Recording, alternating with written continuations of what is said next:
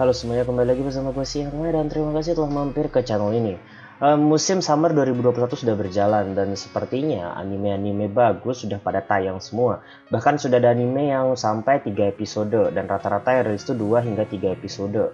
Jadinya di sini ingin gue bahas saja 5 anime dengan first impression terbaik dari gue, dan ini versi gue sendiri, ingat first impression. Jadi bukan keseluruhan. Jadi gue bilang gue suka dengan anime ini dari apa yang gue tonton sampai episode terbaru yang bisa gue nikmati saat video ini dibuat. Ingat, saat video ini dibuat, yang paling gue enjoy waktu menontonnya dengan berbagai macam alasan yang mungkin alasan gue tuh bakal aneh-aneh.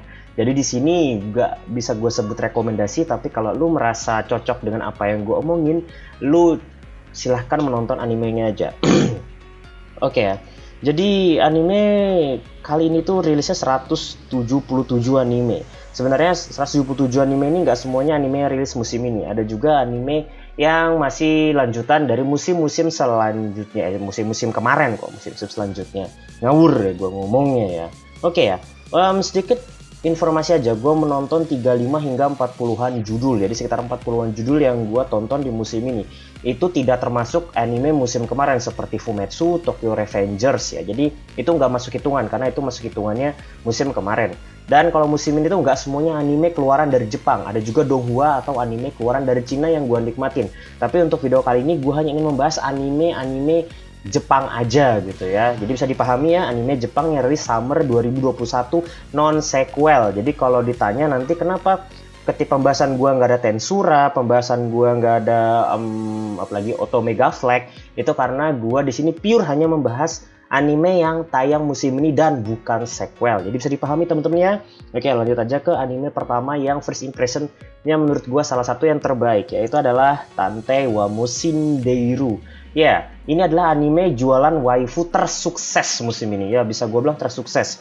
Jadi ingat kasusnya musim kemarin itu Sayu Ogiwara.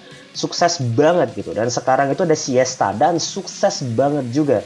Cuman menjadi pertanyaan adalah, seberapa sukseskah ini waifu gitu kan? Soalnya dari zaman Elaina sampai sekarang, Elaina itu masih mondar-mandir ya di timeline gue, masih mondar-mandir, bukan karena gue salah satu admin grupnya. Cuman di luar dari situ emang banyak banget yang ngebahas Elaina karena emang simpernya garis keras banget gitu ya.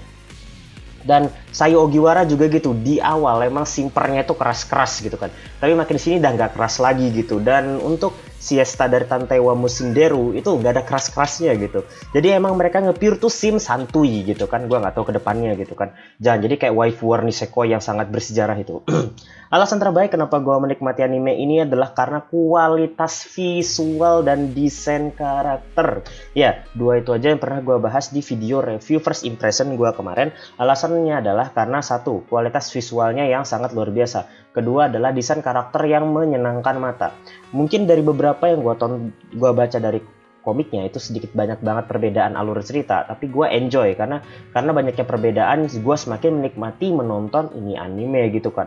Dan yang paling utama adalah Siesta itu sendiri. Kalau nggak ada Siesta gimana bang? Gua tetap nonton, tapi belum tentu masuk ke list ini.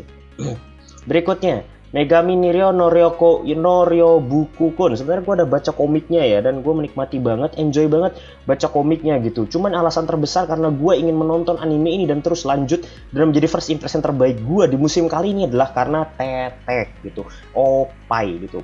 Gue nggak ada alasan lain. Kualitas ceritanya ampas gitu kan. Tokoh utamanya Sota gitu kan. Lalu yang dijual harem ecchi, keceblok megang tetek gitu kan. Gak ada bagus-bagus ya sebenarnya. Tapi karena gue adalah pecinta tetek dan opai garis keras, ini anime wajib banget masuk dalam list gue kali ini.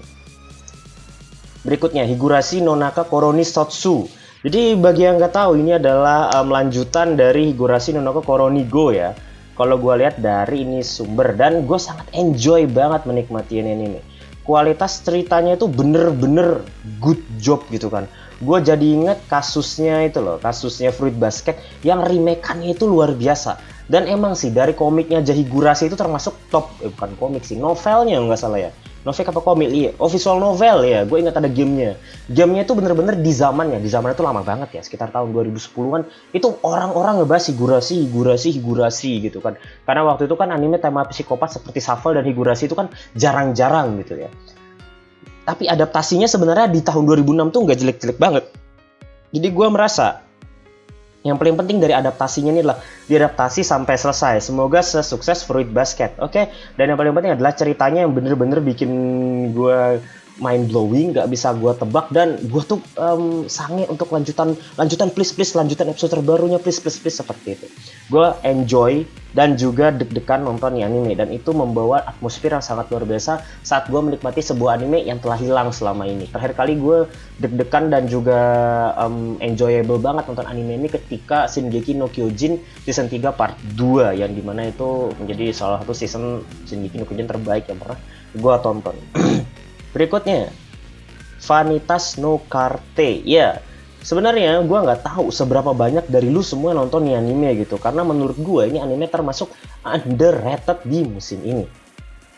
Ataukah cuman gue yang bilang nih anime underrated? Apakah lu juga ngakuin kalau ini anime underrated? Itu bebas. Alasan utama ya kenapa gue sangat enjoy menikmati ini anime salah satunya adalah kualitas visual. Gue jadi inget anime Kekai Sensen. Jadi ketika lu nonton Kekai Sensen lalu lanjut nih nonton anime, banyak banget desain-desain yang mirip atau orang-orang yang membawa bangunnya mirip. Jadi seperti nostalgia aja gitu. Yang paling penting ketika gue menonton anime, yang paling bikin gue enjoy adalah alurnya yang pure sama seperti manga. Jadinya gue merasa nih anime bakal jadi salah satu anime yang paling populer musim ini, kalau tidak underrated gitu kan. Soalnya beberapa musim yang lalu tuh gue inget ada anime bertema skateboard yang bagus banget tapi underrated, SKH kalau nggak salah judulnya, dan itu gue rekomendasikan ke semua temen gue gitu kan biar dapat season 2, tapi biarpun kagak penting-penting juga. Jadi bagi lu semua yang ingin menikmati ini anime, jangan lupa membaca manganya kalau udah tamat nanti, karena ini recommended banget. Gak percaya silahkan nikmati saja. Lanjut yang terakhir, Shiroi Suna no Akuotope. Sebenarnya ini konsepnya itu lagi-lagi konsep yang slice of life banget ya. Gak ada yang bisa bener-bener gue banggain dari konsep yang dibawa, tema yang dibawa. Tapi karena ini buatan PA Works gitu kan. Nah iyalah kau, ngebahas studio lagi kan. Ayo siapa di sini yang pecinta studio PA Works? Kan sekarang itu kan, bukan sekarang sih, dulu 2014 hingga 2016 itu Wibu tuh terbagi atas studio. Apalagi sejak zamannya Comic Wave dan juga Kyoto Animation tuh lagi booming dengan animenya. Itu pasti mereka tuh mengkastakan anime itu tergantung studio. Jadi zaman itu PA Works salah satu studio anime yang paling populer karena mereka tuh sukses menghandle anime Charlotte yang dulu itu terkenal banget gitu ya animenya. Mungkin wibu zaman sekarang nggak tahu gitu ya tentang salah satu anime masterpiece yang dulu tuh bener-bener booming berjudul Charlotte gitu. Dan setelah 6 tahun, studionya akhirnya membangun lagi sebuah anime dan original story pula, dan ini bukan buatan Maeda Jun kan. Awas kau buatan Maeda Jun, ntar gue nangis di akhir, ketawa di awal gitu. Nah, alasan utama kenapa gue sangat menikmati ini anime lagi-lagi adalah background, sound, dan juga kepolosan cerita. Jadi gue ini sebenarnya di musim ini tuh sangat mencari anime slice of life yang bisa bikin gue itu tenang secara batin, mental, dan faktual. Dan anime ini sukses memporak-porandakan hati gue untuk terus menikmati anime, biarpun secara kualitas story nggak bisa gue bilang bagus, temanya nggak bisa gue bilang brilian, tapi secara sound, musik, background, dan juga enjoyable, gue sangat enjoy, biarpun gue nggak terlalu sange sama nunggu episode terbaru kan. Berbeda dengan Vanitas dan juga Higurashi gitu, gue sangat nunggu banget episode terbarunya, jadi setiap mau rilis langsung gue tonton. Oke. Itu 5 ya, yang mana 5 ini first impression yang gue dapatkan dari 3 episode awal. Ini 3 episode, ini baru 1, ini 4 kalau nggak salah ya. 4 nggak sih? Ya nggak salah 4, kalau nggak salah 4 apa 3, gue lupa ini. Ini 3, ini kalau nggak salah baru 2 ya. Aduh, gue lupa lagi dah, itu dah ya intinya ya. Jadi ada berapa sih? 1, 2, 3, 4, 5. Oke, jadi itu adalah 5 anime terbaik musim ini dari first impression awal gue. Kalau misalnya lu tertarik ya silahkan nonton aja, hitung-hitung tambahan anime untuk lu menikmati waktu PPKM ini. Kalau misalnya nggak cocok ya wis, gue nggak maksa, lagian juga ini subjektif banget kan, apalagi ketika gue milihnya karena tetek. Nah seperti itu. Jadi itu aja yang bisa gue sampaikan di vlog kali ini. Thanks for watching, gue si Ryan, see you next time. Yeah. Hampir 10 menit boys.